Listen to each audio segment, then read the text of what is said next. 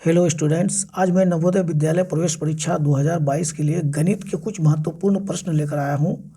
आप ये मान के चलें कि इसी प्रकार के प्रश्न पूछे जाएंगे। तो चलिए प्रत्येक प्रश्न को गौर से देखें और उसमें मंथन करें। और बेहतर आपके लिए ये होगा कि आप सबसे पहले प्रश्न को हल कर लें, उसके बाद फिर उसका उत्तर देखें। इस बीच में आप वीडियो को पॉज कर दें। तो चलिए पहला क्वेश्चन है, जोसेफ किसी परीक्षा में अमित से 8 अंक कम लाता है, उसी परीक्षा में कुमार अमित से 12 अंक अधिक लाता है, तो जोसेफ का प्राप्तांक उस परीक्षा में क्या था। तो देखिए सबसे पहले आप यहाँ देखिए, जोसेफ किसी परीक्षा में अमित से 8 अंक कम लाता है। तो जोसेफ 8 अंक कम लाता है, किससे कम लाता है? अमित से लाता है। तो यहाँ अमित से जोसेफ के प्राप्तांकों की तुलना की गई है। तो अमित से तुलना की गई है तो आप अमित के प्राप्तांक को मान लीजिए। तो चलिए हम बनाते हैं। अब ध्यान से देखें, माना कि अमित का प्राप्तांक x। चलिए अमित का प्राप्तांक हमने x मान लिया। क्यों माना? क्योंकि जोसेफ अमित से लाता है 8 अंक कम। अब हम जोसेफ का आराम से निकाल सकते हैं। तो जोसेफ का निकालते हैं। देखिए आप इस तरह से नहीं निकालेंगे, आप बिल्कुल संक्षेप में निकालेंगे। जोसेफ का प्राप्तांक, क्योंकि आपको समय बचाना है। देखिए इससे 8 अंक कम लाता है तो ये हो जाएगा x माइनस 8। ये हो गया जोसेफ का। फिर देखिए अगला स्टेप में प्रश्न में खड़ा है क्या, उसी परीक्षा में कुमार अमित से 12 अंक अधिक लाता है। अब देखिए कुमार का प्राप्तांक,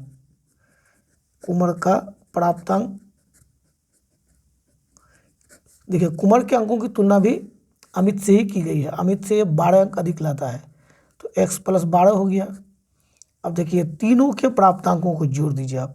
देखिए क्वेश्चन के अगले भाग में है क्या, यदि तीनों का प्राप्तांक 205 अंक है तो हम क्या करेंगे, इन तीनों के प्राप्तांकों को जोड़ करके बराबर 205 कर देंगे। समीकरण बन जाएगा, समीकरण को हल कर देंगे, उत्तर निकल जाएगा।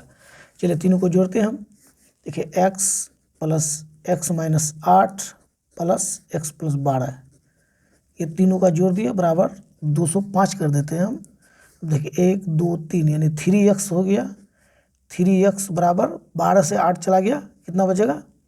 4 बच जाएगा। 3x प्लस 4, चलिए प्लस 4 हम यहीं लिख देते हैं, बराबर 205। और 3x बराबर हो गया 205 माइनस 4। 3x बराबर हो गया 201 और x बराबर हो गया 201/3। चलिए 3 छके 18, 20 में 18 चलेगा, 2 बच गया 21, 3 7 21। देखिए ये 67 हो गया, बराबर 67। 67 किसका अंक हुआ? ये x हमने किसका माना था? अमित का माना था। तो यहाँ पर किसका प्राप्त अंक लाना है आपको? तो जोसेफ का प्राप्त करना है। तो जोसेफ का आप निकाल दीजिए यहाँ से। जोसेफ, देखिए जोसेफ का कितना है? x माइनस 8 है। x माइनस 8 का मतलब x का मान 67 निकल गया है। 67 माइनस 8 कर देंगे तो ये हो जाएगा कितना? 59 हो जाएगा ये। चलिए कर देते हैं 59 आप उत्तर से यहाँ मिलान कर लेंगे। देखिए ये उत्तर आ रहा है। चलिए अब हम लोग अगला क्वेश्चन यानी क्वेश्चन नंबर 2 में चलते हैं। चलिए क्वेश्चन नंबर 2 में दिया हुआ है, दो संख्याओं का योग कितना है? 3,45,678 है। यदि एक संख्या दूसरी संख्या से 16,016 अधिक है तो बड़ी संख्या ज्ञात करें। देखिए यहाँ आपको इस प्रश्न के द्वारा कुछ जानना चाहता है। सबसे पहली बात तो है कि आप 16,016 को कैसे लिखेंगे, क्योंकि इतना तो आपको लिखना है प्रश्न को सॉल्व करने के लिए। उसके बाद देखिए दूसरी बात क्या है कि दो संख्याओं का योग 3,45,678 है, तो इसमें से बड़ी संख्या आपको प्राप्त करना है। तो उसके लिए आप क्या करेंगे, देखिए बड़ी संख्या को आप मान लीजिए। इस तरह से मान करके आसानी होगी। यदि आप चाहेंगे कि हम 3,45,678 से 16,016 को घटा देंगे और मेरा उत्तर मिल जाएगा, तो ये संभव नहीं है। चलिए हम बनाते हैं, आप ध्यान से देखें। देखिए बड़ी संख्या को हम मान लेते हैं। माना कि बड़ी संख्या, क्योंकि बड़ी संख्या आपको निकालना है इसलिए हम बड़ी संख्या मान लेते हैं, बराबर x है।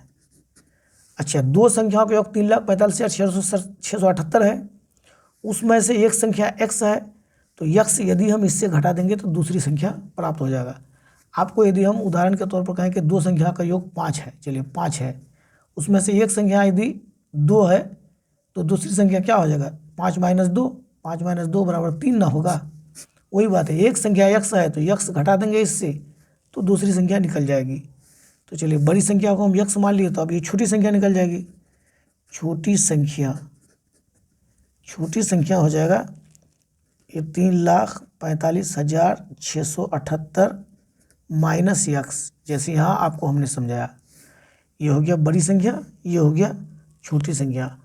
अब देखिए क्या कहता है कि दोनों में अंतर कितना है, 16,016 है, तो दोनों को अंतर कीजिए और 16,016 कर दीजिए। तो बड़ी संख्या से हम छोटी संख्या को घटा देंगे, या आप ऐसा भी कर सकते हैं। देखिए बड़ी संख्या x और इधर कितना है 3,45,678 माइनस यक्स। देखिए ये है बड़ी संख्या, ये है छोटी संख्या, दोनों तो बराबर है नहीं, इसको हम बराबर कर देते हैं। कैसे बराबर करते हैं, यहाँ पर 16,016 जो ये कम है उसको हम लाके जोड़ देंगे।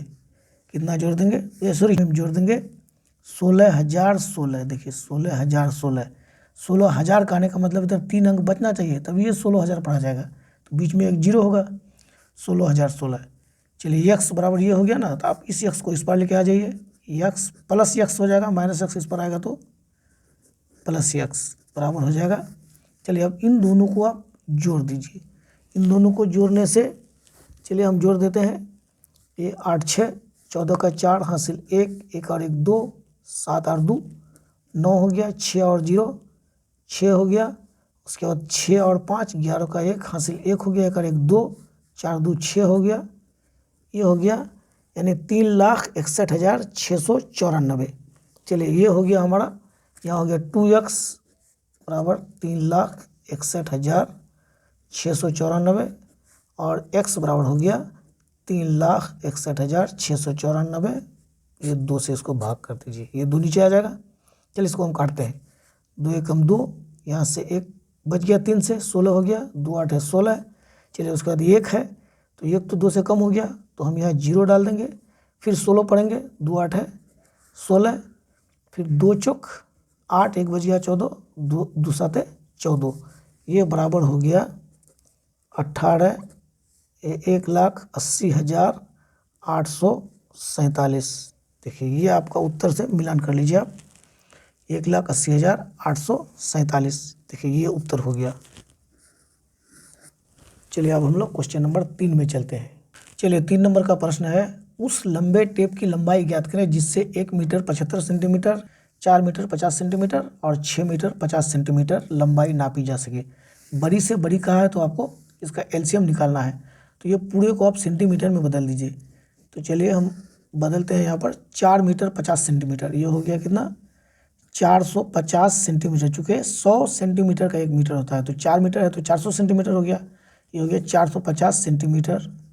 कोमा दूसरी लंबाई कितना है, दूसरी लंबाई तो हमने छोड़ दिया 1 मीटर 75 सेंटीमीटर, तो 1 मीटर मैंने 175 सेंटीमीटर। चलिए यहाँ लिख देते हैं इसको 175 सेंटीमीटर, उसके बाद 450 सेंटीमीटर, और तीसरी लंबाई कितना है 6 मीटर 50 सेंटीमीटर, मतलब 650 सेंटीमीटर। अब आपको क्या करना है, ये तीनों का HCF निकाल देना है, यानी महत्तम समापवर्तक। तो चलिए भाग विधि से हम लोग निकाल देते हैं महत्तम समापवर्तक। भाग विधि से निकालने का तरीका क्या है, ये जो सबसे छोटी संख्या है 175, इस 175 से आप भाग दे दीजिए इससे जो जस्ट बड़ी है 450 को। चलिए हम लोग भाग देते हैं, तो ये कितना बार चलेगा, 2 बार चलेगा। 2 5 10 का 0 हासिल 1, 2 7 14 और 1 15 का 5 हासिल 1, 2 1 2 और 1 3, ये 350 हो गया, ये 0 ये 0, 4 से 1 चला 3 चला गया 1, 100 बच गया। अब हम 100 को घेर देंगे, फिर 175 को उतार के लाएंगे, फिर चलेगा कितना, एक बार चलेगा 100 हो गया, ये बच गया 75, फिर 75 को घेर देंगे, 100 को उतार लाएंगे, अब एक बार चलेगा हो गया 75, फिर बच जाएगा 25, फिर 75 को उतारेंगे तो 25 दिया 75। देखिए ये 2 संख्याओं का 25 निकल गया। अब जो 25 निकला उस 25 से पुनः आप भाग दे दीजिए किसको, अब जो अगली संख्या है सबसे बड़ी संख्या है वो 650 को। चलिए 650 को हम भाग दे देते हैं, चलिए इसको चलाते हैं, 25 दूनी 50 बच गया 15, उत्तर क्या है 1 0। अभी इसको पूरा पहले भाग दीजिए, अभी घेरा घेरी नहीं करना है आपको। तो उसके बाद कितना हो जाएगा 25 छके 6 5 30 का 0 हासिल 3 छेद नहीं 12 और 3 15। देखिए 6 बार में कट के खत्म हो गया। इसका मतलब इसका महत्तम समापवर्तक कितना निकला 25 निकला। तो आंसर में कितना होगा यही 25 सेंटीमीटर। देखिए ये आंसर निकल गया। चलिए अब हम लोग क्वेश्चन नंबर 4 में चलते हैं। क्वेश्चन नंबर 4 देखिए, अमर रुपये 805% वार्षिक ब्याज की दर से कर्ज लिया।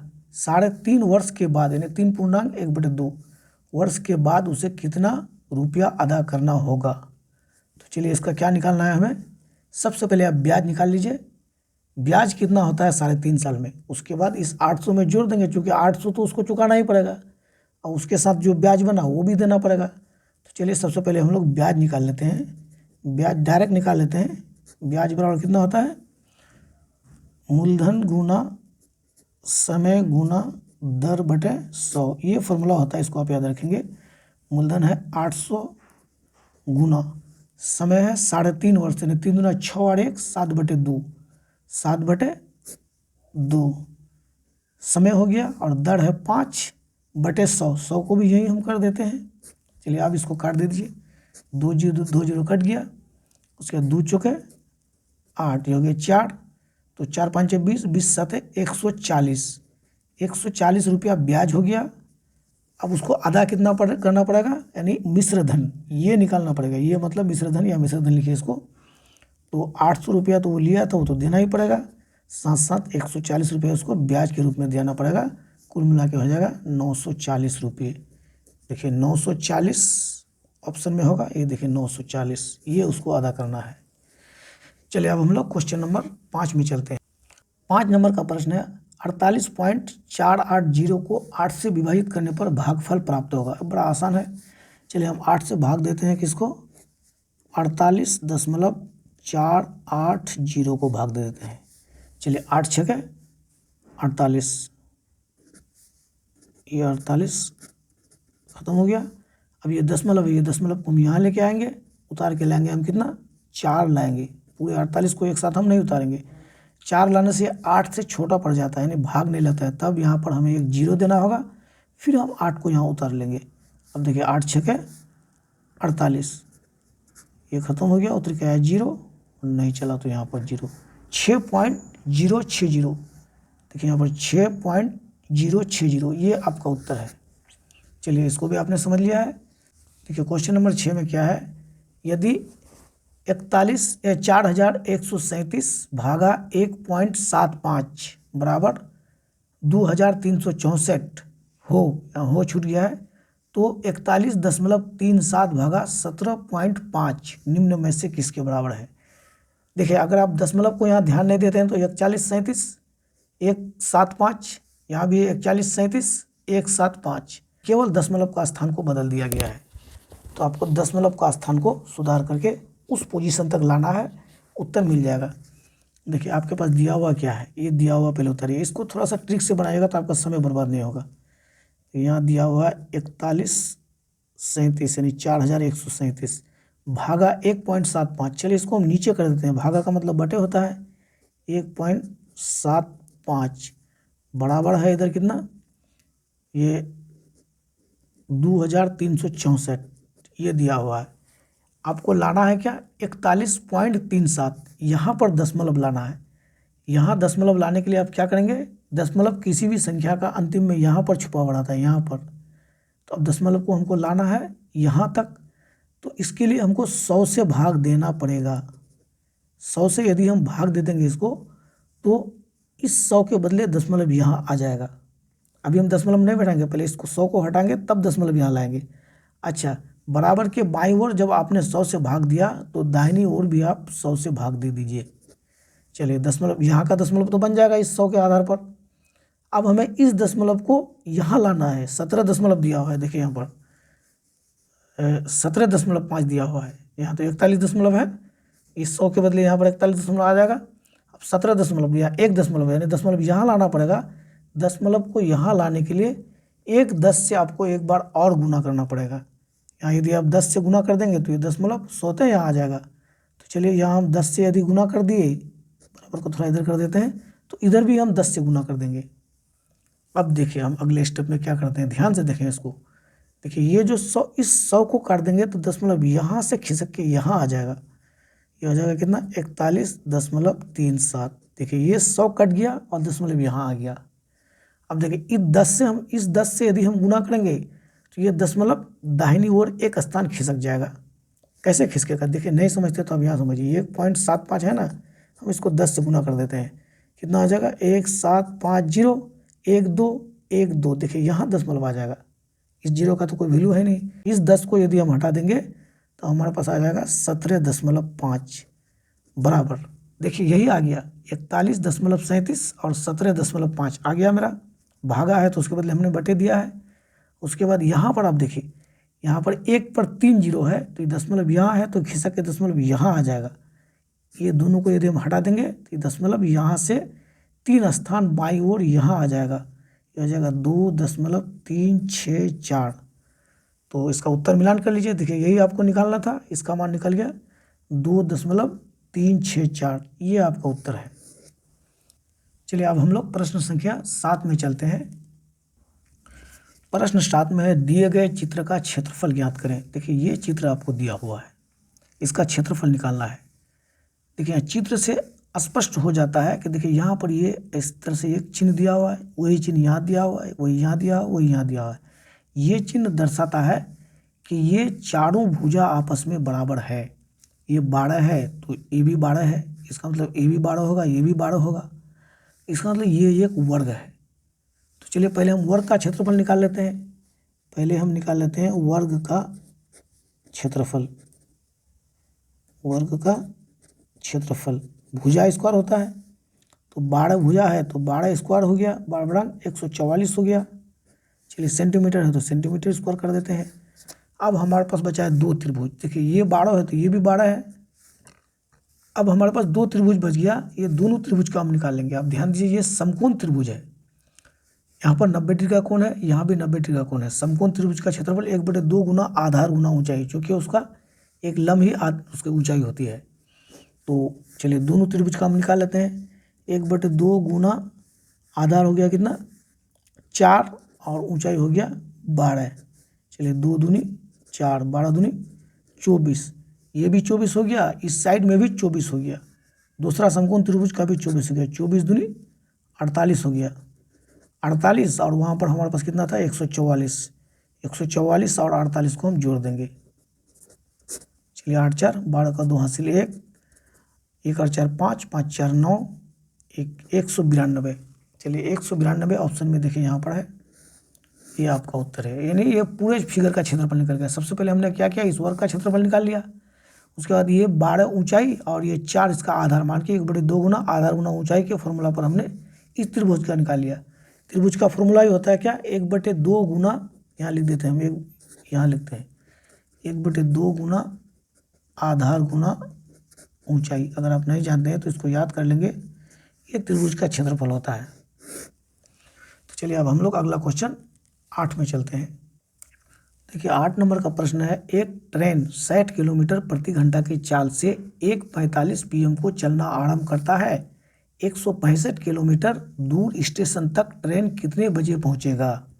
आपको दूरी दिया हुआ है, दूरी कितना है, दूरी है 165 किलोमीटर, ये दूरी है। और चाल दिया हुआ है, चाल है 60 किलोमीटर प्रति घंटा, ये चाल दिया हुआ है। आप समय निकाल लीजिए कि भाई कितना समय में वो इतनी दूरी तक जाके पहुंचेगा। क्योंकि 165 किलोमीटर दूर स्टेशन है तो हम समय निकाल लेते हैं। समय बराबर होता है दूरी बटे चाल, दूरी बटे चाल। दूरी कितना है 165 और चाल है 60। चलिए इसको आप काट दीजिए, 15 चुके 60, 15 के 15, 16 से 15 चला गया, 1 बच गया, फिर हो गया 15, 15 के 15, ये गया 11/4। देखिए इसको आप भाग दे करके घंटा और मिनट बना दीजिए। चलिए अभी तो ये घंटा में है, क्योंकि किलोमीटर प्रति घंटा है चाल, तो ये घंटा में निकला समय। तो इसको हम भाग दे देते हैं 4 से, कितना हो गया 4 दूनी 8, 8 3 11, 3 बच गया। इसको आप 60 से गुना करके मिनट बना दीजिए। 6 18 180 मिनट हो गया। पुनः आप 4 से इसको भाग दे दीजिए। 1 घंटा 2 घंटा हो गया। देखिए आप 4 से भाग देते हैं, 4 चौक 16, 4 चौक 16 बच गया 2, उतर गया 0, 4 पंचे 20, 2 घंटा 45 मिनट। 2 घंटा 45 मिनट लगेगा इसको। आप ये पहले से कितना 1:45 को निकला है, उसमें 2 घंटा 45 मिनट हम जोड़ देंगे। चलिए यहाँ जोड़ देते हैं, 1:45 और 2:45, 5 5 10 का 0 हासिल, 1 और 4 5, 5 4 9, उसके बाद 1 और 2 3, यानी 3 घंटा 90 मिनट। तो 90 मिनट को आप क्या कीजिए, फिर घंटा बना दीजिए, क्योंकि 60 मिनट का घंटा होता है। तो 60 मिनट हम इधर लेके चले जाएंगे, तो ये हो जाएगा 4 घंटा बच जाएगा 30 मिनट।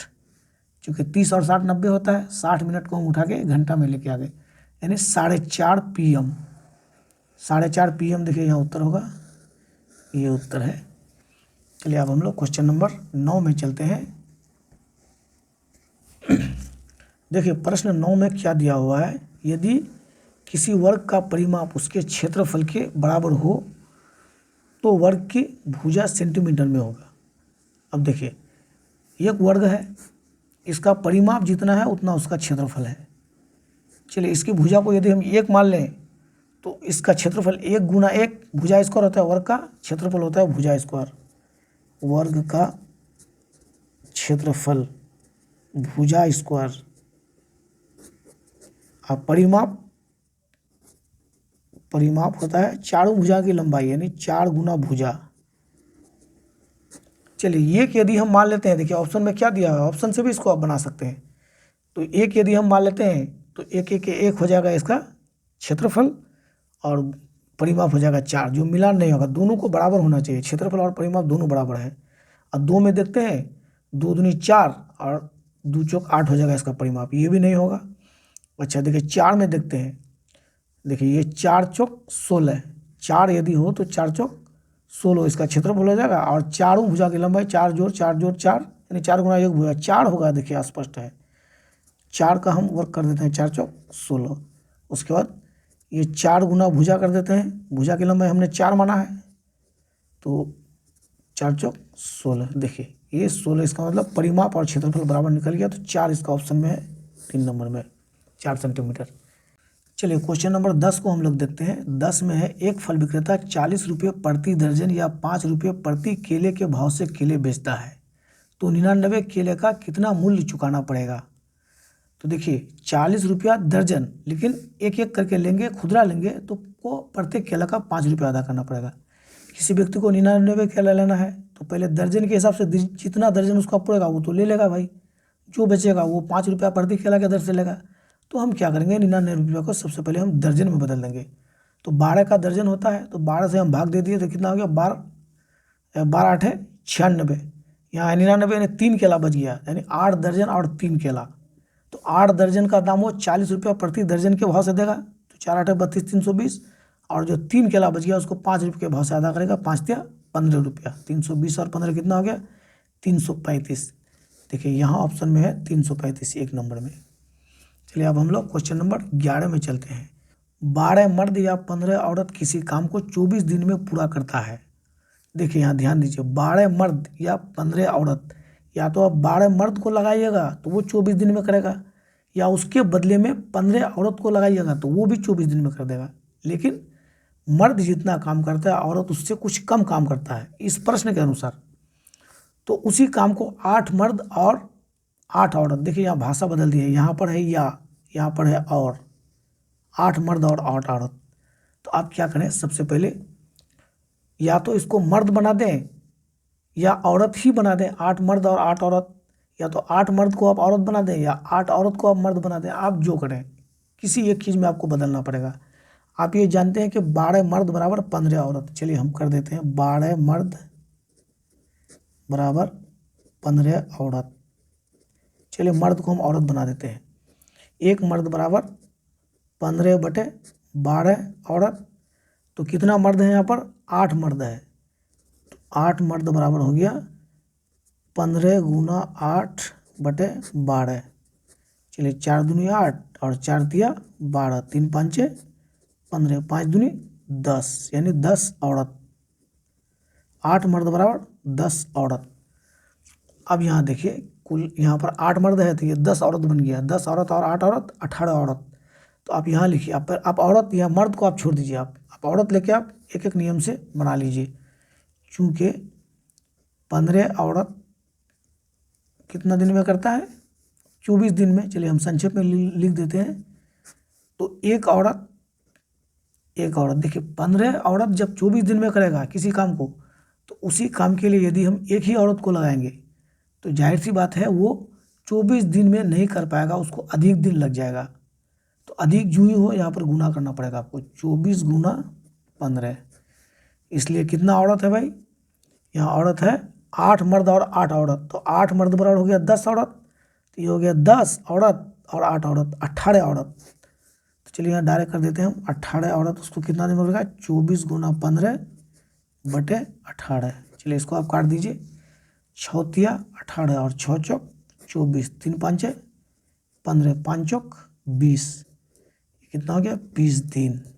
ऑप्शन से आप मिला लीजिए 20 दिन। देखिए चलिए आज का प्रश्न यही तक, 11 प्रश्न आज हमने आपको सॉल्व कर दिया। चलिए सोल्यूशन आप लोगों को अच्छा लगता है तो वीडियो को लाइक कर दें और चैनल को सब्सक्राइब जरूर कर दें, ताकि मैं इसी तरह से वीडियो बनाते रहूं और वो वीडियो आप तक आसानी से पहुंचता रहे।